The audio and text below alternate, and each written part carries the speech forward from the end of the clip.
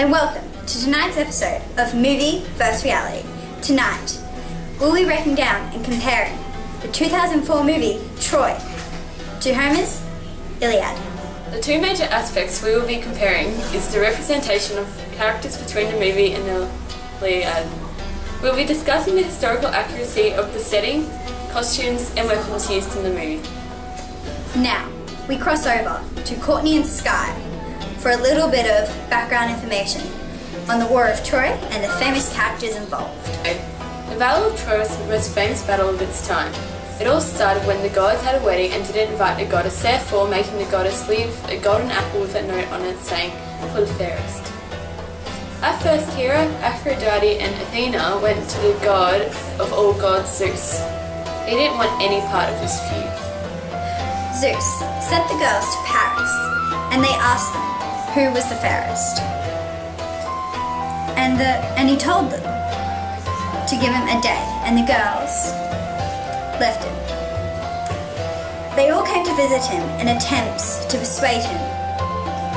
In the end, he chose Aphrodite, as she promised him Helen, the queen of Sparta at the time. The Greeks went to Troy, bringing 1,000 ships full of men in attempts to take down Troy and take back Helen. For 10 long years, hiding behind the palace gates, the Trojans were full in defense mode. Outside of the palace gates on the shore, the Achaeans were hatching a foolproof plan to take down the walls of Troy.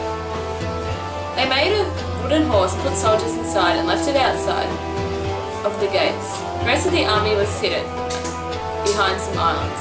As the Trojans took the horse inside, they waited till night until the Trojans were drunk and asleep and the attack started.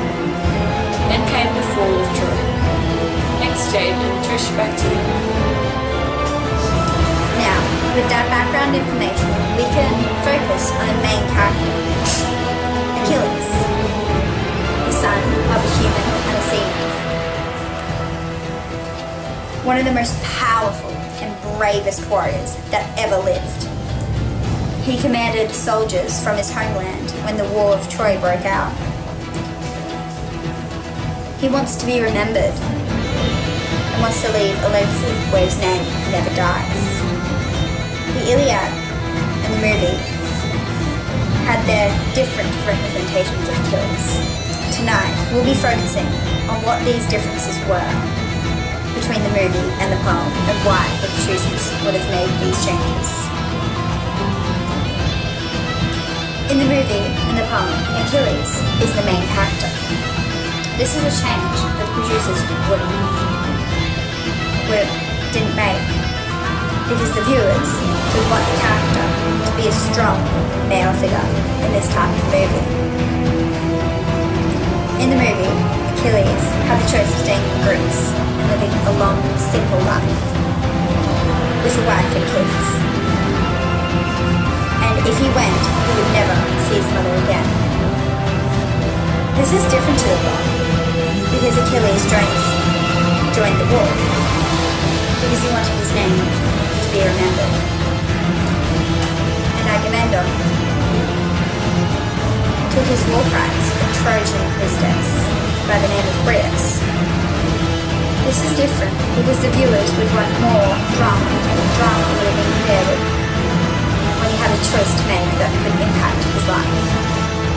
Achilles is portrayed in the movie as a godlike figure that is immortal, but is shown to have human-like qualities.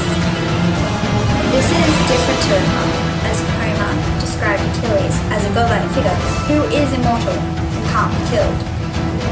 Achilles is described as a warrior with no emotions whatsoever, and also is dominant, unforgiving, and cares for no one but himself.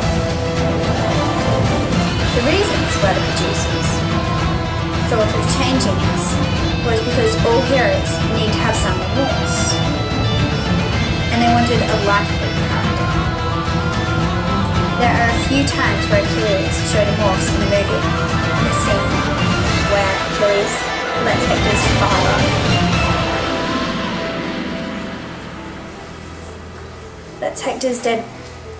where Achilles' father lets Hector's dead body for a proper burial. And Achilles promises that there will be no attacks on Troy whilst it's happening.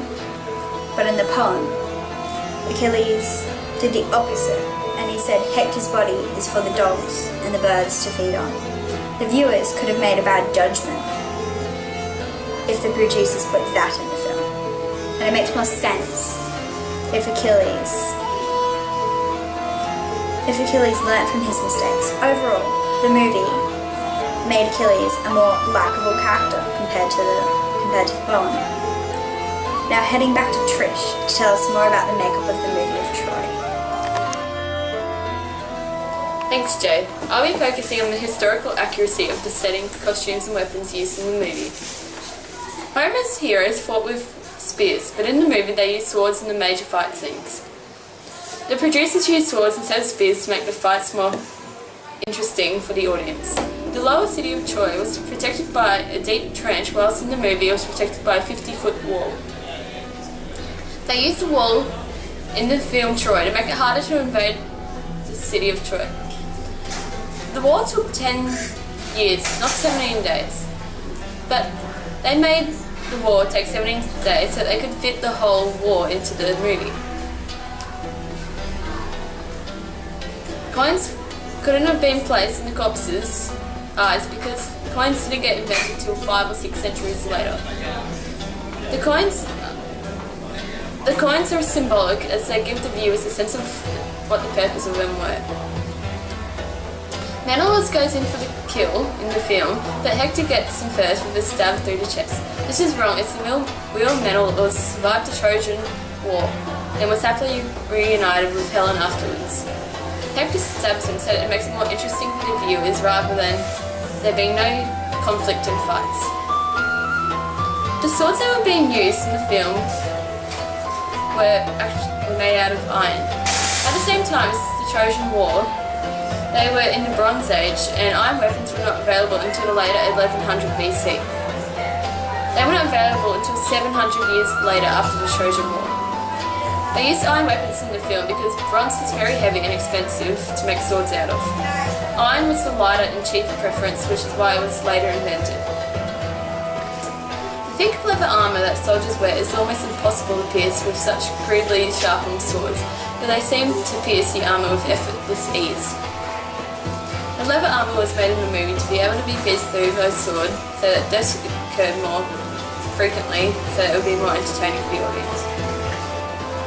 Most equipment used by the Greeks, such as large round shields and Achilles' helmet, is from the classical period in 5th to 4th centuries BC.